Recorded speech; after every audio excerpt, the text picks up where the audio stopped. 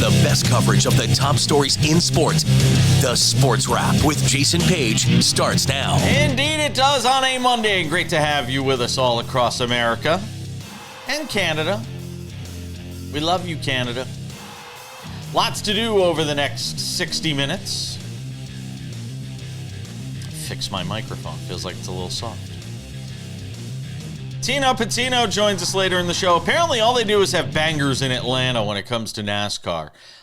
So we'll have him on to recap what happened this weekend.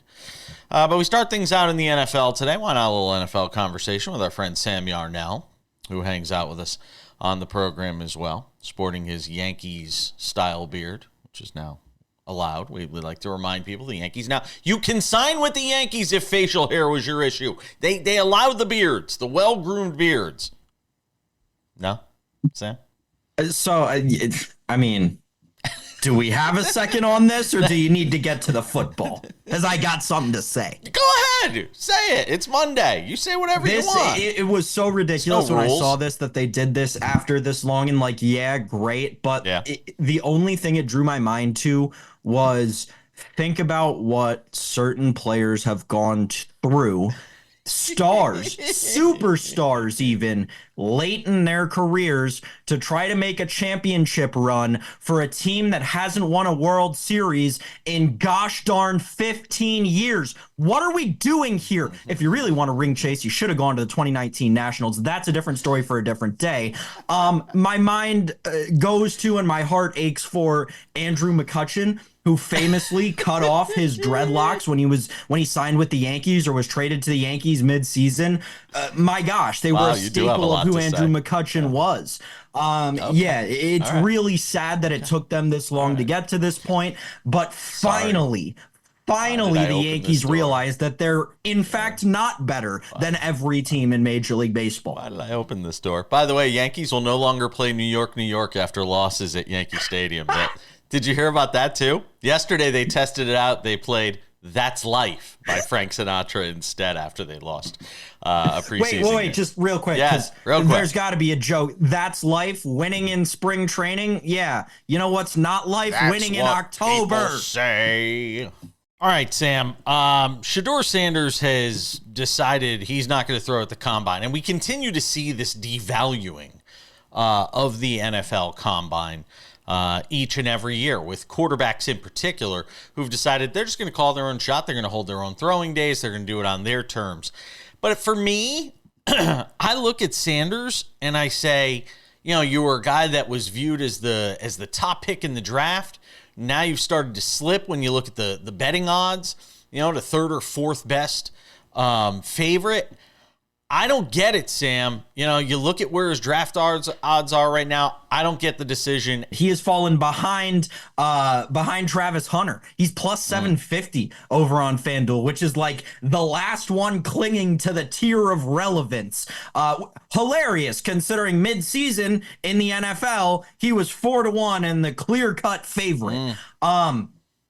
This is interesting because it's smokescreen season, right? We talk about this every NFL draft year. There's always weird information being put out about the draft candidates and about these players coming out of college.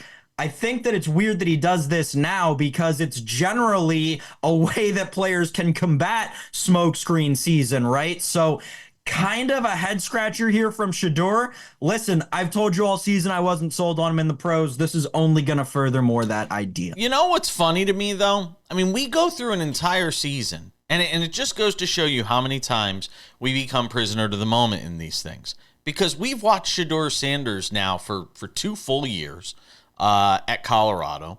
We've had a chance to watch Cam Ward now at Miami. And everybody throughout the season says, what this guy is. First quarterback off the board, second quarterback off the board. And then we get through the end of the season. And then everybody has a chance to take a breath. This is why we don't put guys in the Hall of Fame right after their careers end, why we have a cooling off period. Because during these cooling off periods, all of a sudden people start to look. And when you look into something, if you analyze something enough, you're going to find warts. You're going to find problems. You're going to find things you don't like. And that is seemingly what has happened, at least in the case of Shedeur Sanders. And to me, the one opportunity you have as a player, Sam, is the combines. It is that last thing. It's almost like in a presidential election cycle. What's your final statement to the voters? What's your final statement? What's that last speech that's going to captivate the voter and get them to come in and get their vote on election day? If you're Shedeur Sanders, you have an opportunity here. If you're any of these players that decide to skip out on these combines, you have an opportunity here. And if you're confident in your abilities, go make your statement to the voters. Go make that statement so you are the top pick or the second pick, whatever it's going to wind up being. And instead, it's like they're saying, you know what? I'll cede the floor. I'm good. You know, it's so funny, and I completely agree with you, and you're exactly right, and we are lockstep on this topic, but you're saying all this about the cooling off period with the Hall of Fame, and all that's going through my head is, man, I gotta take Patrick Mahomes, you need to retire like tomorrow, dude, because look at the trajectory of how your stats have been going over the last 2 years. You think you stay in the league another 5 years and then that whole cooling off period goes? Those Super Bowls are going to be long gone, distant memories. If I'm Patrick Mahomes after hearing what Jason just said, I'm filing retirement papers tomorrow. He's in. Don't worry. I think he's going to be okay, because it's also the opposite, that even if you have a bad couple of years, people step back and say, all right, you know, this guy should wind up getting in. But you know, he also won't, because it's on longevity too, right? So many people vote on longevity. But on the point of the combine, you're exactly right, Jason. These players have a clear-cut, solid opportunity, and it makes no sense why someone, especially of Shedeur's stature, is just throwing it away. Cam Ward is minus 140 right now to be the number one overall pick. Abdul Carter is plus 175. Then it's Travis Hunter at plus 550. Remember, Travis Hunter was a lot of people thought their top overall pick. Now, of course, it always goes to need, and you never know if there's going to be a deal somewhere at the top, and it always goes to need, and that obviously has something to do with what we're looking at here. I like Mason Graham too, by the way. I mean, I'm not saying he's going to be the number one overall pick, but I like Mason Graham. I just want to put that out there. This has been my thing, and I remember talking to Bill Bender about it in the middle of the college football season, and I think he was a little mad that I started talking about draft so early. But this draft is so deep at every single position except for quarterback. Exactly, except for quarterback. All right, it's enough on the draft for today. Sam got to rail on Yankees' facial hair policy. I should sport a beard. I think I'd look good with a beard. It'll cover my second chin. Do this. We got some NBA to get to. Knicks still can't beat the Celtics.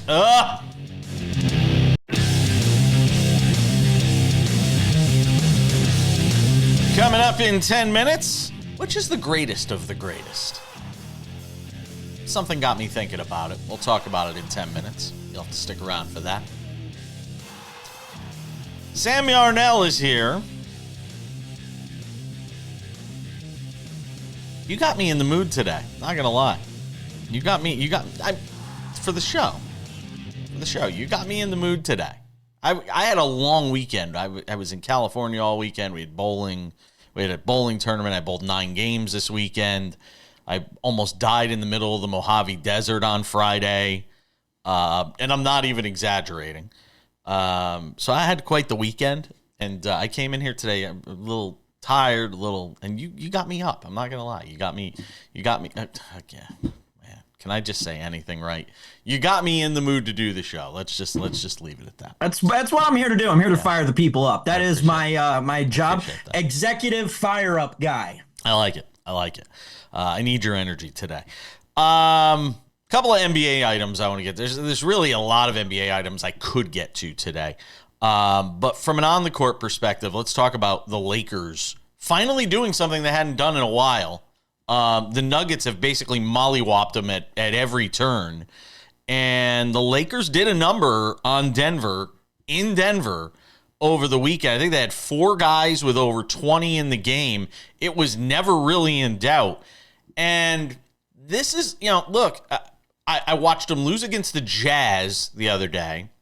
Watched them lose against, or just before the All-Star break, I watched them lose against the Hornets. And these are 2 of the, bottom rungs of the NBA, the dregs of NBA society. And then you go to Denver and beat the Nuggets, and the Lakers, in that way are kind of perplexing me. I was kind of ready to say, all right, maybe this year is just, we get ready for next year with a full year of LeBron and Luka. And then I watched them go into Denver and do what they did against a Nuggets team that was playing good basketball, Sam. I think they won like 8 in a row. That's an impressive win for the Lakers. It definitely opens your eyes a little bit to the possibilities here.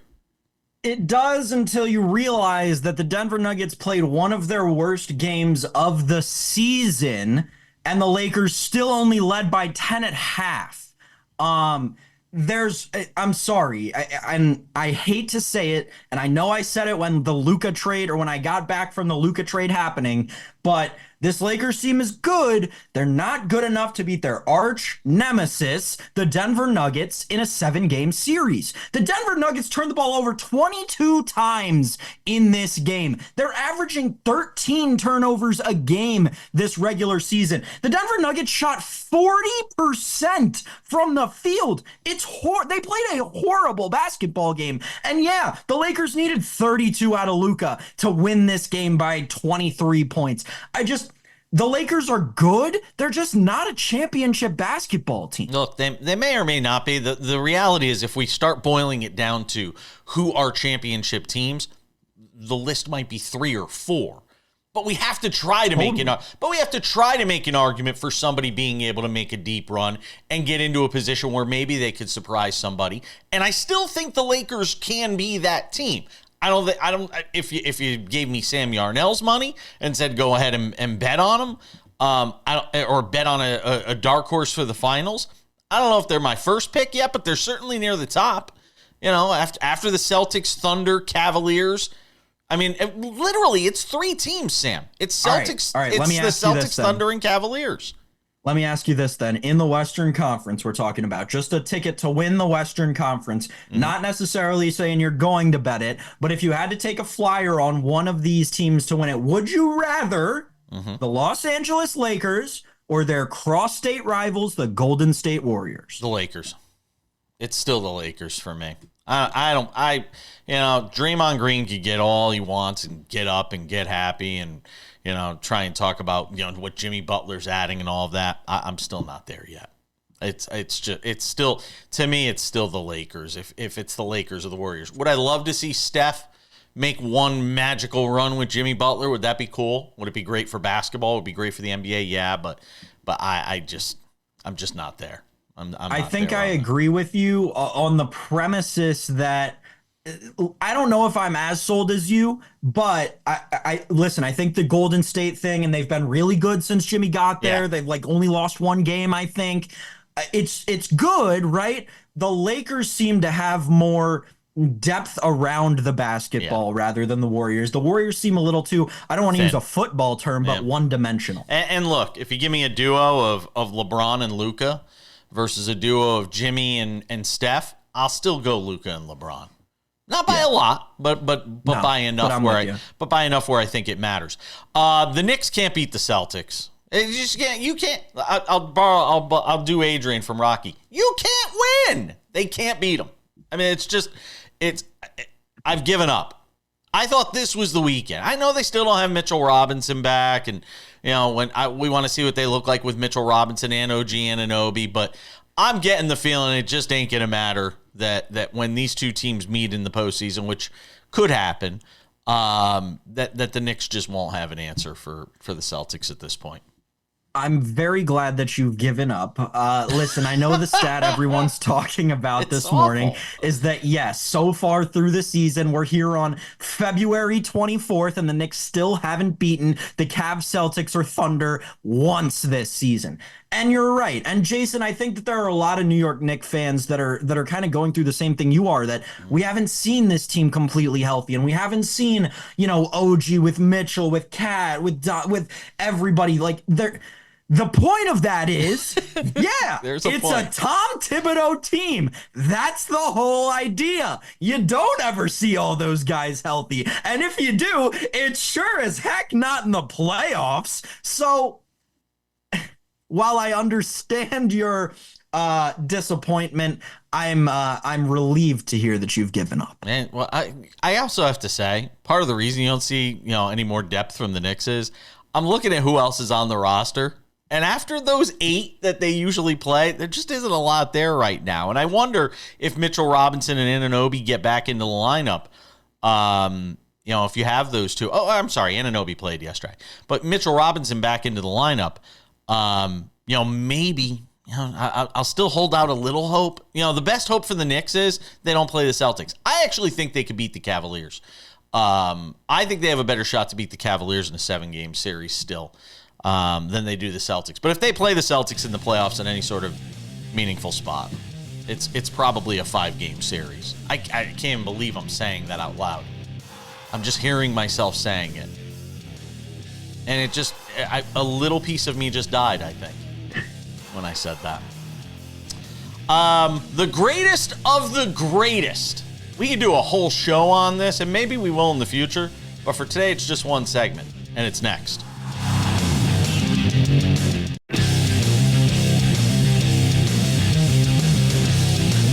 SportsWrap continues. Good to have you with us on this Monday. Hope you had a great weekend. You know who had a great weekend? Well, he had a great Sunday. Alex Ovechkin. 3 more goals for Ovechkin. Capitals keep winning hockey games. Ovechkin now 13 goals away from the great one, Wayne Gretzky, for the... I mean, look, I was sitting, and this is what I want to talk about here for a few minutes. And we're gonna do a future like SportsWrap Presents on this topic about the greatest sports records and which is the greatest of the greatest. And it'll be a fun show. But just a taste of that here today on the program.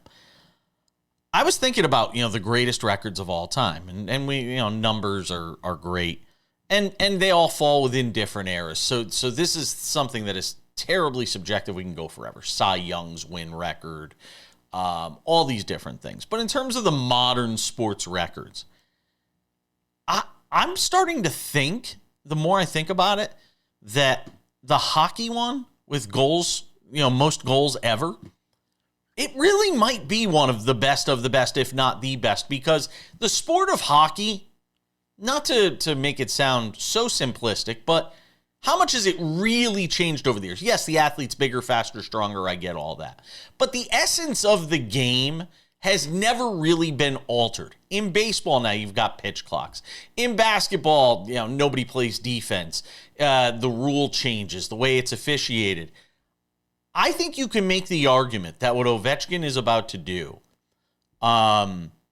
certainly puts that record in particular, to me, could be as on high a pedestal as there is in all of sports. And again, I get this is completely subjective, and some people are going to be sitting there screaming at the TV. Scream at the TV. We love when you scream at the TV. Where do you put it, Sam? And I 100% agree with you. I think mine right now is probably Barry Bonds, just because how hard it is to hit a baseball, especially hit a baseball that's going 95 miles an hour on average, and then hit it 400 feet, 760, however many times. The PED stuff doesn't change your mind on that at all, though. I've never been a juice guy because I'm of the opinion that it was common enough to that degree in that era of baseball. And also as a baseball traditionalist, I don't think that it matters because the steroid era, again, I am of the belief that the steroid era very much saved baseball and saved it being what it is today. Listen, the thing about Ovechkin is this. The point that you didn't make is not only has it not changed the sport of hockey, scoring goals has gotten exponentially harder. Yep. NHL scoring has fluctuated obviously since Gretzky was in the league, but overall trended down. Mm-hmm. And the biggest reason for that is when Wayne Gretzky was playing, you had a goalie wearing, generally like okay sized hockey pads. But during by the end of Wayne Gretzky's career, it had kind of changed. During Alex Ovechkin's entire career, you've had goalies that take up nearly 2/3, if not more, of the net. It's so much harder to score in Alex Ovechkin's era than it was in Wayne Gretzky's era. Not to say that he played in the era where guys were, standing up trying to save the puck. But nevertheless, the goal coverage in today's modern era of hockey and the reaction time is, I would guess, as someone novicely educated on the subject, twice what it was during Gretzky's era. So I would put Ovechkin up there. And another stat, Jason, that just speaks to the perpetual greatness. And it's the same thing that I talk about in basketball with LeBron, right? It's perpetual greatness over a sustained period of time. Alex Ovechkin has played in 18 NHL seasons, 18 full NHL seasons, if you take out this one and the lockout shortened year. In exactly half of those seasons, he scored 50 or more goals, and one of them was 49, so we count that to the under. It's just ridiculous. Yes, it is. I got another record I want to throw out, and we'll do that in just a moment after a word from our friends over at Credit Associates. Are you $10,000 or more in credit card debt right now? In over your head trying to make monthly payments? Well, there's a powerful debt relief program the credit card companies don't want you to know about. Overcome the debt trap of multiple credit cards, high payments, and high interest rates that keep you in debt for decades, and you can do it with one affordable low monthly payment. Credit Associates Debt Relief Program can help you resolve your debt in as little as 24 to 36 months, and that'll save you thousands of dollars in decades in debt. Find out how much you can save. Call 1-800-747-5362. That's 1-800-747-5362, or just scan that QR code below, Sam Yarnell. Jack Nicklaus's 18 majors. That might actually be the second best for me. That might actually be the second best because it goes through multiple eras of the game. And in golf, you're not just going up against all these different great, amazing golfers every week. You're also going up against the course. And he was able to dominate at the most, iconic venues in all of golf for all those years. The combination of that, throw also into the equation that Jack Nicklaus, I think, has the record for most runner-up finishes in the majors with 18. And I get it, that's not the record we're talking about here. But you look at 18 wins, 18 runner-up finishes in the majors. Nicklaus, for me, has to be near that feat has to be near the top of the list. Because, and here's what also makes it all the more impressive to me, Sam. We've seen all the technology improvements in golf. He was doing it, with persimmon woods and, your old standard irons. The game now, from a technological standpoint, has never been stronger. And yet nobody's touching that record. Tiger at 15 is as close as we'll get. So much so, the technology has advanced so much so, right, that we're talking about limiting spin on golf balls now and making a standardized golf ball that has to be tour approved to certain dimensions. The one that sticks out to me, and you mentioned the Nicklaus one, it sent me down a trail. It's got to be Djokovic's 24 Grand Slams. But the competition, but the drop off from the top 3 or 4 in that sport to everybody else, I don't know. That one makes it harder for me. I get it's impressive, though. But think about who he had to beat during that span. Nadal, Federer, I agree. Murray, Roddick. Yep. No, it's fair. It's fair. I think I'll put Nicklaus ahead of Djokovic, but I think you bring up valid points. NFL kickoff changes. More are coming.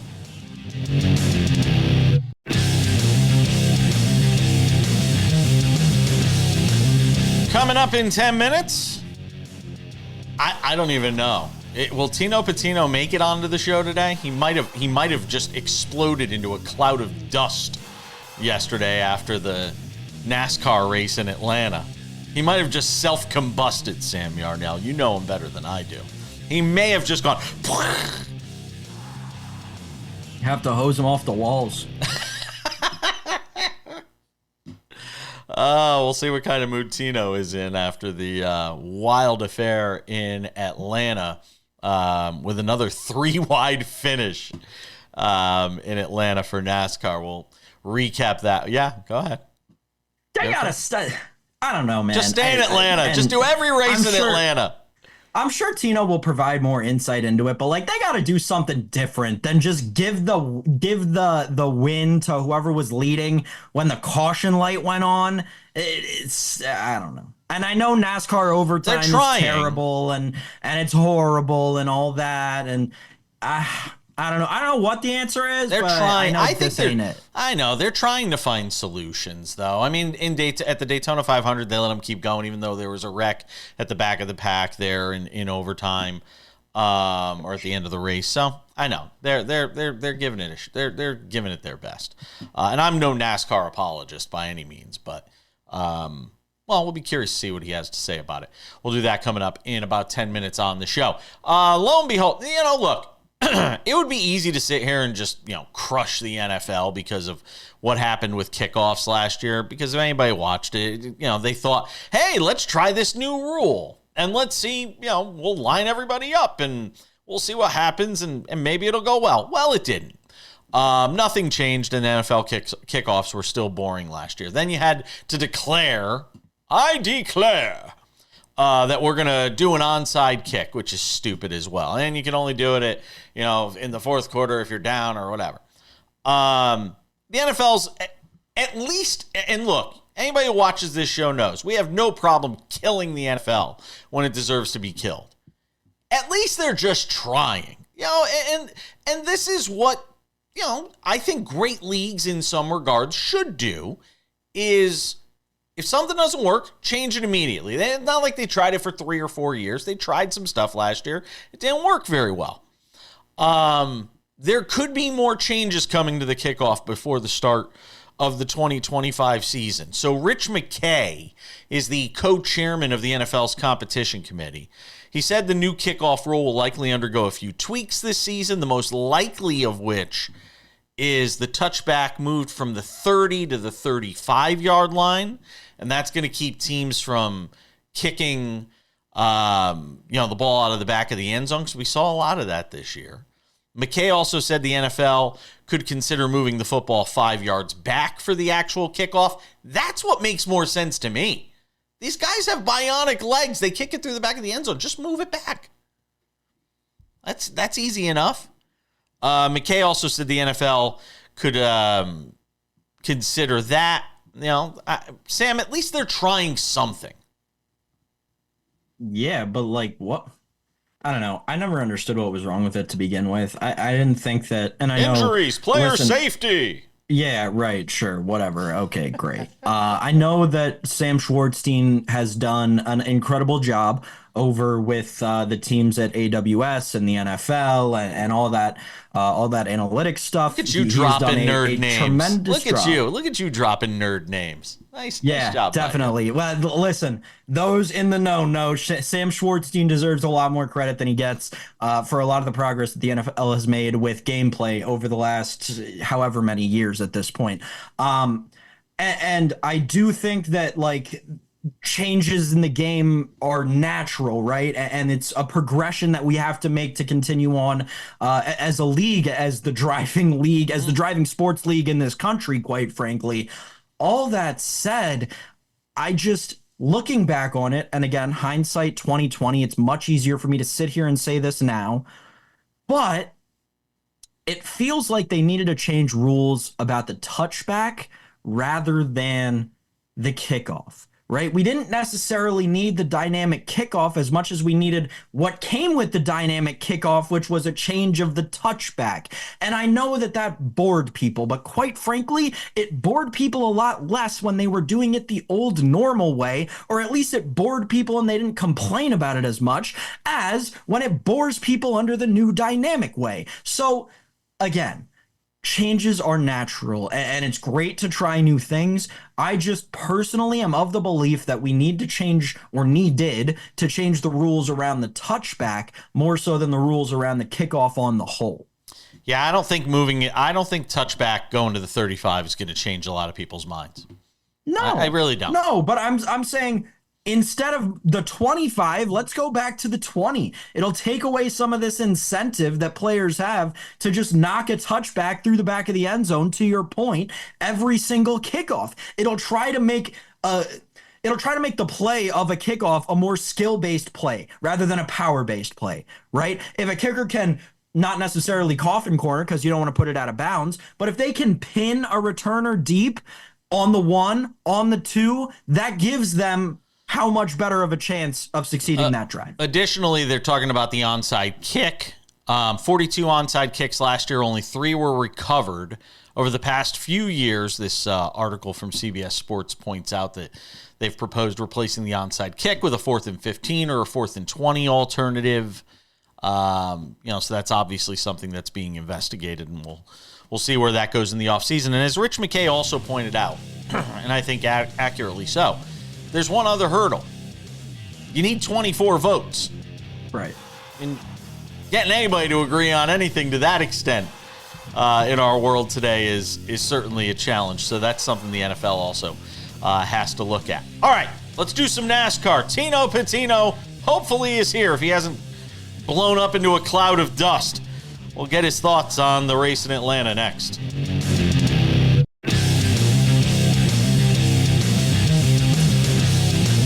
All right, we keep things moving on this Monday edition of Sports Wrap. Odds and ends in 10 minutes. I can't get enough of these ABS umpire calls. Just what I tune in to watch a baseball game for. A screen showing whether a pitch was a ball or a strike. I'm not going to lie, I love watching umpires get shown up for terrible calls behind home plate. See if Sam agrees.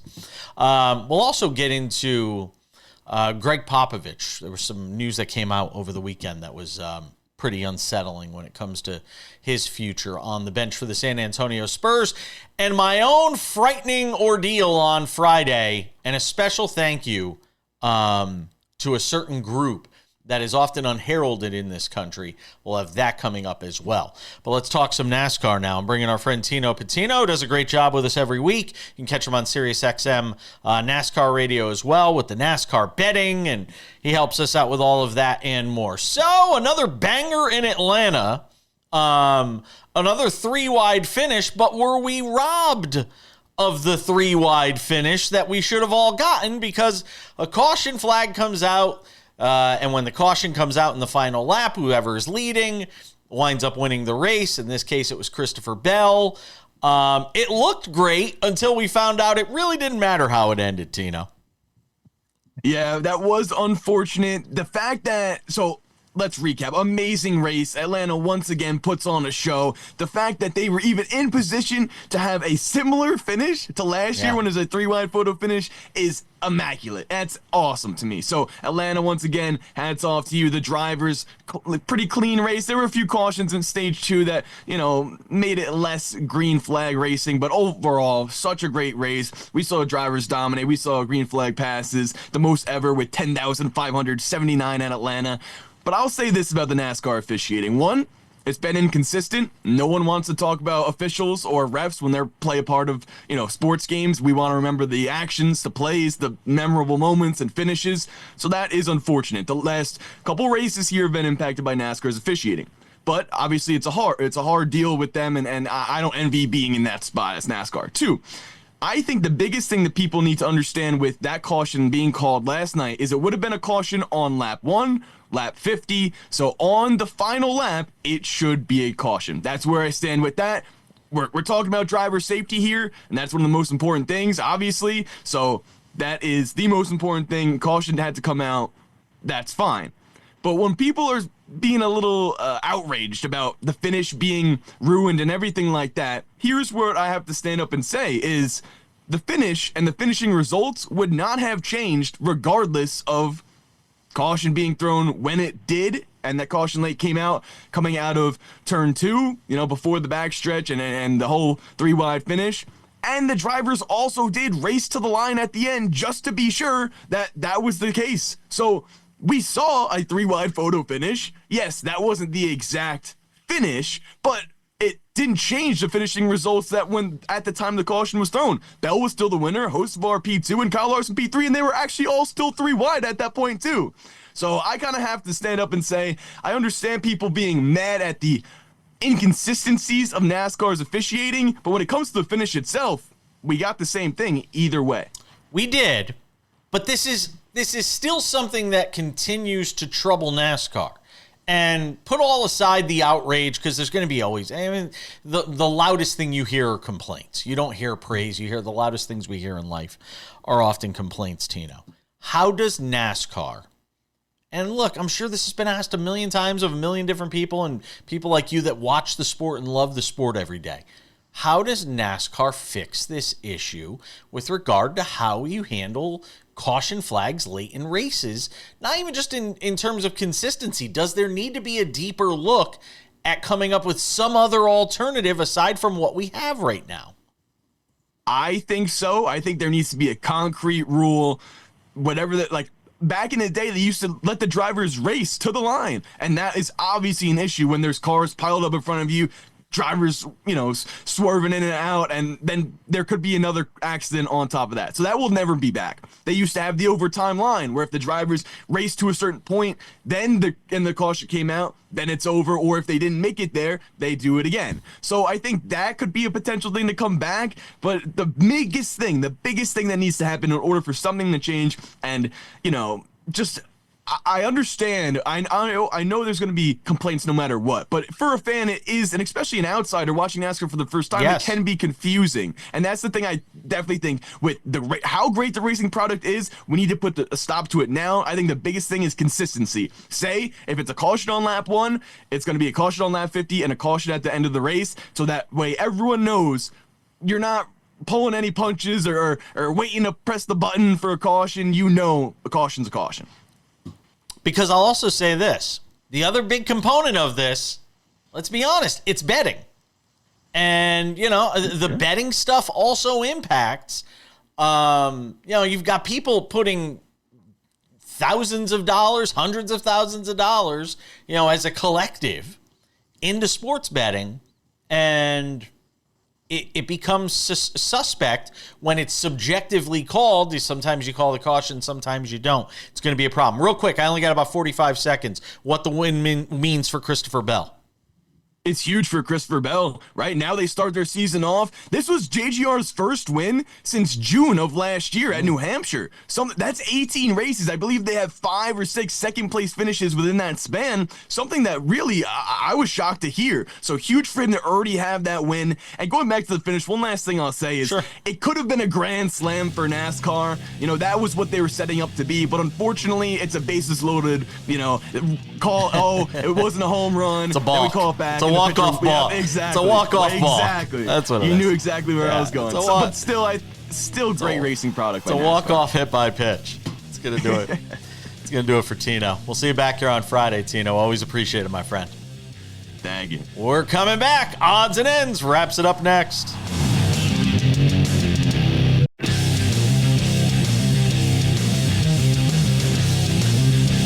Just about time to put the wraps on this Monday edition of the show. If you missed any of this show, or any of our shows for that matter, we have this thing called the SportsWrap with Jason Page podcast. You can listen to us while you drive to work.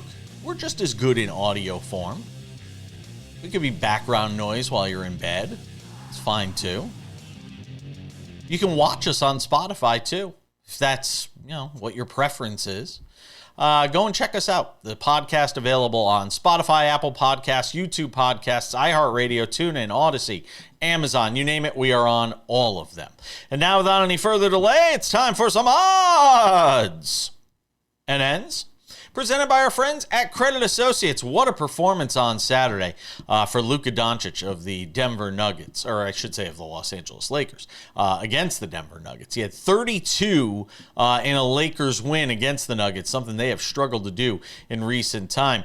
Doncic's performance certainly blocking the Nuggets from extending their winning streak, just like your credit card debt has been blocking your financial freedom.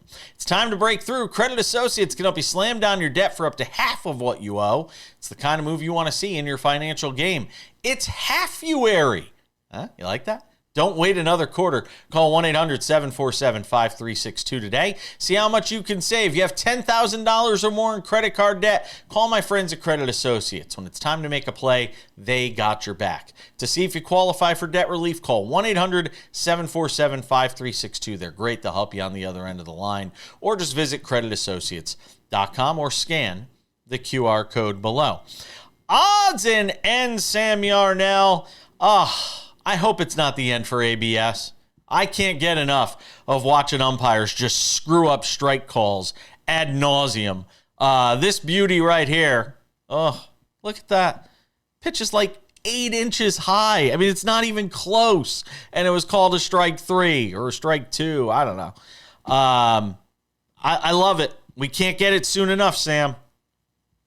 I really hope it doesn't come to fruition. Something needs to go wrong with this, because I have had the complete opposite takeaway watching this whole event transpire throughout spring training.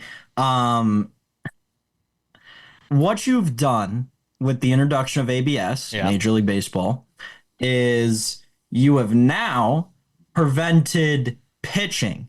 What you've encouraged is throwing, which, okay, that's understandable, but you're going to change the very fabric the sport is made up of.